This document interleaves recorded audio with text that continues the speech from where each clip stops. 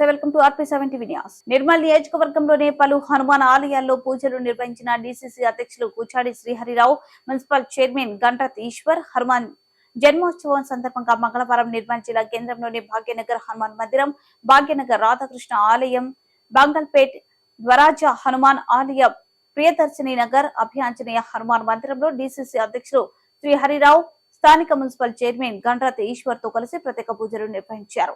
ఈ సందర్భంగా శ్రీహరిరావు నిర్మల్ జిల్లా ప్రజలకు హనుమాన్ జయంతి శుభాకాంక్షలు తెలిపారు. జిల్లా ప్రజలందరూ సుఖ సంతోషాలతో ఉండాలని, హనుమంతుడి చల్లని దీవెనలు అందరిపై ఉండాలని ఆంజనేయ పుత్రుడిని వేడుకున్నారు. భాగ్యనగర్ హనుమాన్ ఆలయంలో ఆలయ కమిటీ సభ్యులు శ్రీహరిరావును పూలమాలలతో సన్మానించారు.